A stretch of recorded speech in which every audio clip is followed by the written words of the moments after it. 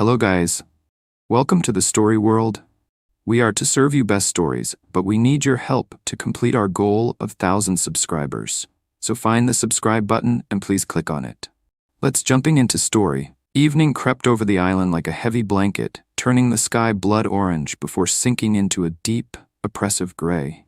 The group huddled on the beach, their nerves frayed after the unsettling discoveries inland. The remnants of their earlier campfire smoldered, but no one dared venture into the trees to collect more wood. It was Lucas who finally broke the tense silence. "We can't keep sitting here," he said, voice low but firm. "If we're going to make it through the night, we need a stronger fire. Whatever's out there, animals or—" He trailed off, glancing at Ryan. "We can't face it in the dark." Jake groaned, dragging a hand down his face. "You're saying we have to go back in there? At night? When that thing is moving around?" Lucas met his eyes. "If we don't have light, we're sitting ducks." Ryan felt his stomach twist. He hated the idea of returning to the tree line, but Lucas was right. The night before, the fire had been their only comfort. Without it, they'd be swallowed by darkness, and whatever lurked within it. They ventured a few yards into the jungle, moving quickly, gathering sticks, branches, and dry palm fronds, all while glancing over their shoulders. The air felt thicker tonight, the distant electric hum louder, as if the island itself was aware of their fear and feeding on it.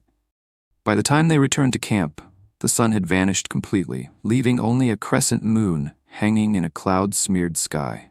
They built a fire higher than the night before, its flames crackling loud against the otherwise oppressive silence. Mia sat close to Ryan, clutching her knees. "I don't like this place," she whispered. "Every time I look at the trees, I feel like something's just waiting there."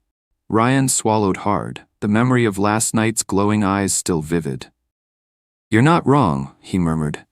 The group tried to talk, to keep the creeping dread at bay, but conversation faltered quickly. No one wanted to say aloud what they all felt, that the island was wrong, alive, and dangerous. Hours passed. One by one, exhaustion claimed them, though no one fully slept. Every snapping twig, every gust of wind made their hearts leap. It was deep into the night when Ryan's eyes flew open. Something was moving just beyond the reach of the firelight. He sat up slowly, straining to see through the darkness. At first it was only a shadow, shifting between the trees, silent as mist. Then came the sound, a slow, deliberate click, click, click, like claws tapping on wood. Ryan's breath hitched. He reached out, shaking Lucas awake. "There's something out there," he whispered urgently. Lucas blinked, rubbing his eyes, then froze as the clicking grew louder. One by one, the others stirred, fear rippling through them like a wave. "Stay quiet," Lucas mouthed. They watched, wide-eyed as the figure edged closer. It was tall, impossibly thin, its limbs too long, bending at wrong angles. It moved on all fours but rose to an unsettling, semi-upright stance as it approached the firelight. Its skin was pale, almost translucent, stretched taut over protruding bones. Worst of all were its eyes, huge, glowing orbs that reflected the firelight like molten gold, locked on the group with chilling intelligence. Emily let out a strangled gasp, and the creature's head snapped toward her with a twitching, insect-like jerk. Its clicking intensified, echoing around the camp like a grotesque language. Lucas grabbed a burning stick from the fire, holding it out defensively. "Stay back," he shouted, though his voice shook. The creature tilted its head, studying him, its movements jerky and unnatural. It didn't step closer, but it didn't retreat either. It simply watched, emitting a low, guttural growl that reverberated in their bones. Then, as suddenly as it had appeared, it melted back into the darkness, vanishing among the trees with an unsettling speed.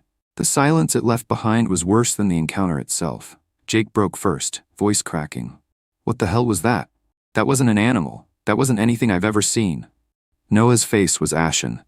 "It was looking at us. Not like prey, not exactly. More like—" He hesitated, swallowing hard. "Like it knows we're not supposed to be here." Ryan stared into the jungle, heart pounding. He couldn't shake the feeling that the creature hadn't left. It was still there, watching, waiting, deciding. The rest of the night passed in a tense, sleepless vigil, everyone sitting close to the fire, gripping sticks and makeshift weapons. The clicking sound occasionally drifted through the trees, reminding them that the creature was still near. When dawn finally broke, the relief was short-lived.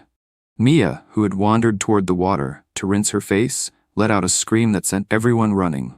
On the sand, just beyond their camp, were tracks.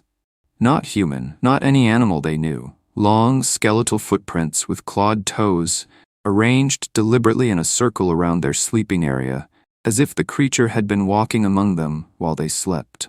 Lucas stared at the prints, face pale. "It was testing us," he said grimly. "It wanted to see how close it could get." Emily wrapped her arms around herself, trembling. "We can't stay here. If it can come this close, it's only a matter of time before." She couldn't finish the thought. Ryan's stomach dropped. He glanced toward the jungle, then at the vast, empty ocean. There was nowhere safe to run. And deep down he knew this wasn't a random encounter.